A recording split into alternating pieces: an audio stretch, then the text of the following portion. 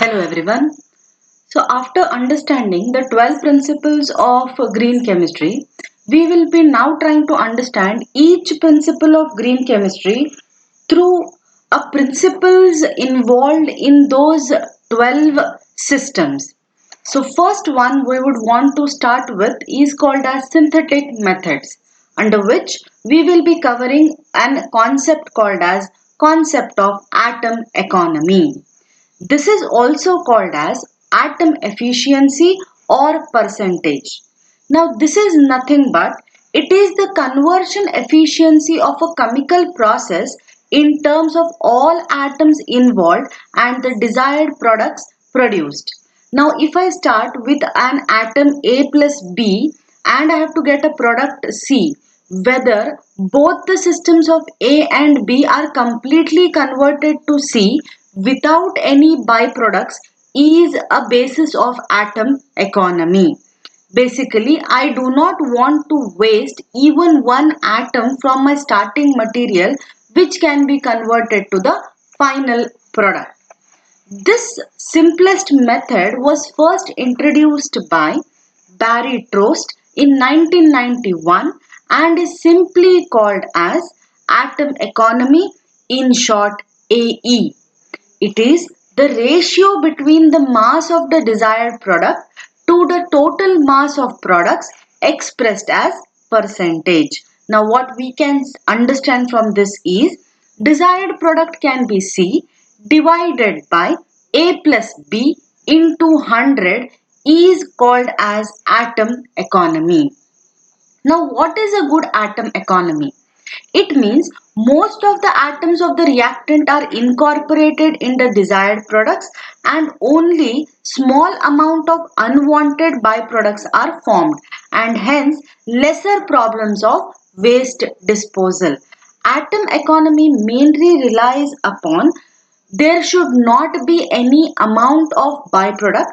If at all there is a byproduct which is formed, it should be very less in quantity. So atom economy basically relies on this principle where I do not want any of the atoms to be wasted from my starting material from the conversion to the product, and there should not be any byproducts. When we are doing general chemical reactions, we always calculate reaction yield. Now reaction yield is nothing but quantity of the product isolated divided by theoretical quantity of the product into 100. This we always do in our laboratories. That is, we just isolate the product and we calculate the theoretical quantity of the product into 100 and then we give yield or percentage yield.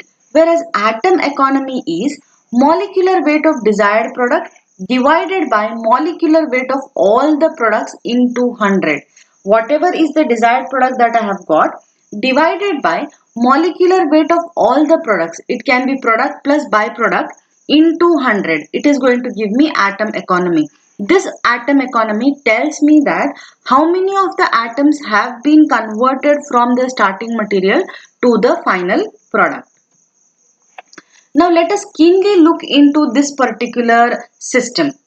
If there is no reaction or there is a wrong reaction, then the atom economy is zero. That is, if the reaction has completely failed, the atom economy becomes zero. Next is substitution reactions and elimination reaction. In the substitution reactions, we also know that there would be some byproducts. One system will substitute the other system and it is left out as a byproduct. So substitution reactions will have lesser atom economy. Coming to elimination reaction, definitely there would be some type of eliminated compound and hence they also give lesser atom economy. Coming to chiral resolution.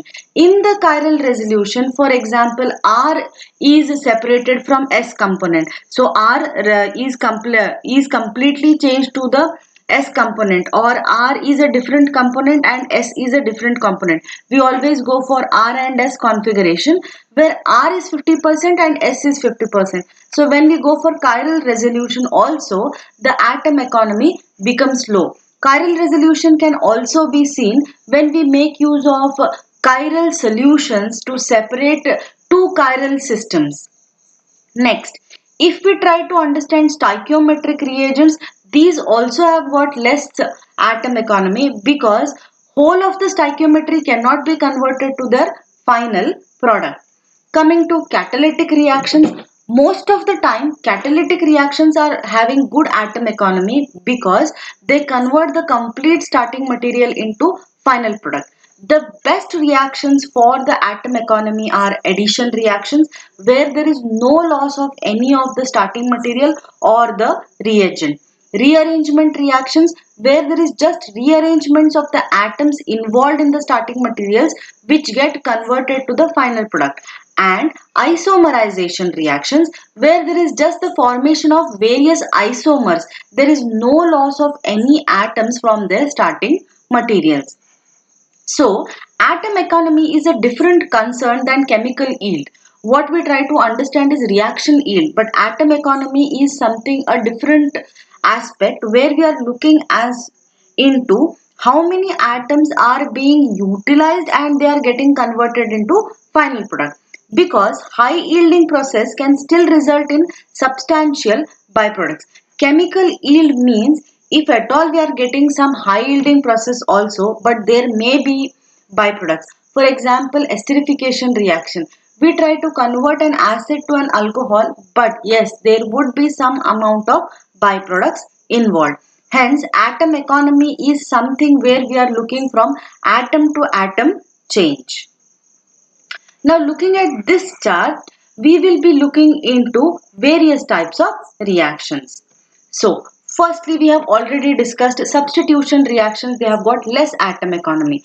For example, when I can look at this methane molecule and there is a substitution reaction in the presence of Cl and H nu, one of the proton is being replaced by Cl and we are going to get HCl. Now we can get a byproduct here, that means substitution reaction, they have got a less atom economy because there is some amount of byproduct. But there may be some substitution reactions where again there is very less byproduct. Now for example, HCl is a very high byproduct, whereas when I convert this benzene in the presence of acetyl chloride in the presence of AlCl3, that is I am going to do a Wurtzweitig reaction, I can observe that COCH3 is attached to benzene now. What happens is I'll be losing only one proton and then there is an acetylation reaction with the loss of HCl again. But this is something like a salt that is produced, that is AlCl4 minus, whereas it is a bit environmentally less hazardous compared to that of HCl. But still when I look at the substitution reactions, their atom economy is less. Next, in which we saw the atom economy is less, is an elimination reaction. Now let us try to understand elimination reaction. Alkyl halides in the presence of NaOH, ethanol and heat, they will be converted to alkene. Now we can observe that again there is a loss of HCl system and there is a byproduct that is formed and hence they have got less atom economy. Coming to chiral resolution. Now this is having some intermediate amount of atom economy. For example, plus or minus 1 phenyl ethyl amine when it is reacted with tartaric acid plus tartaric acid. Now this is a chiral resolution. Now hence it is a chiral reagent. This will now separate one chiral system to another chiral system. That is R plus amine tartarate is separated, S amine tartarate is separated with this chiral reagent. Now we can observe that R is 50% and S is 50% and hence complete conversion or complete atom economy is not established here. This is because 50% of it will be one type, that is R type, 50% of it will be S type and hence its atom economy is also less. Stoichiometric reaction. We have seen stoichiometric reaction in terms of addition of some amount of catalytic systems in terms of stoichiometric. For example, I take a benzaldehyde, react it with sodium borohydride in the presence of water. I can convert this benzaldehyde into benzyl alcohol, but I am going to get some byproduct like BH3 and NaOH. Now this will go as a waste. That means complete conversion is there, but there are some byproducts which is formed, and hence stoichiometric reactions are also having some drawbacks in terms of atom economy. When I do the same reaction in the presence of a catalytic presence, that is benzaldehyde in the presence of hydrogen and palladium catalyst, completely benzyl alcohol is formed without any byproduct, because whatever reagent we have added over here, again this catalyst can be recycled and reused again in the process. Hence, stoichiometric reactions, they are having less atom economy compared to that of catalytic reactions, which have a better atom economy because there is no byproduct involved. Coming to the best reaction in terms of green chemistry, that is, there are no byproducts and everything gets converted into the final products. The best example is an addition reaction. Now when I take up this alkene, there is a reagent which is going to add upon the C double bond C system. All the reagent gets added across C double bond C and I get the final product, and hence there would not be any byproduct involved, and hence the addition reaction is the best reaction in terms of green chemistry and atom economy. Next type of reactions that are the best in terms of atom economy are called as rearrangement reaction. One of the example is when cyclohexanone reacts with hydroxylamine. Now hydroxylamine attacks onto the carbonyl carbon to give me cyclohexanoxime. That means an oxime is formed. There is an addition reaction. Further, when this reacts with H2SO4, there is a rearrangement to give me caprolactam. In whole of the procedure, there is no byproduct involved and only the final product is completely rearranged without any loss of the starting material or the reagents involved, and hence rearrangement reactions are good reaction in terms of atom economy. Next is also called as a system where isomerization reaction or a rearrangement reaction. Now here they are both the system. Now isomerization meaning one system gets converted to another. Here though I have written rearrangement reaction, an example can be in terms of an isomerization reaction. For example, butane gets converted to 2-methyl propane. Now here the butane is getting converted to rearranged system like 2-methyl propane without any loss of the starting material or without any formation of the byproduct, and hence the atom economy of this isomerization reaction is the best in terms of green chemical reaction. So let us review once again. What is an atom economy? Molecular weight of the desired product divided by molecular weight of all the products into 100. What are the best reactions in terms of atom economy? Addition, rearrangement reactions and isomerization reaction. Catalytic reactions are good. Stoichiometric reactions are intermediate in terms of atom economy.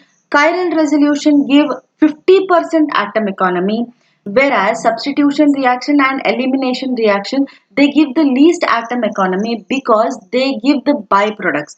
Whereas when there is no reaction, then there is no question of getting a proper atom economy. Atom economy is not at all concerned with the chemical yield. Though there may be 100% chemical yield, but there may be substantial byproducts which is formed. Whereas in terms of atom economy, I am trying to consider each atom being converted from the starting material to the final product. So this is the second principle of green chemistry, where in terms of each atom, the conversion of the starting material to the final product is observed without the formation of any wastage in the process of reaction. So this is involved in terms of the second principle of green chemistry, where there is reduction of waste at the molecular level only by maximizing the number of atoms from all the reagents that are incorporated into the final product. Use of atom economy to evaluate reaction efficiency. So this is the second principle in which we have discussed atom economy. Thank you.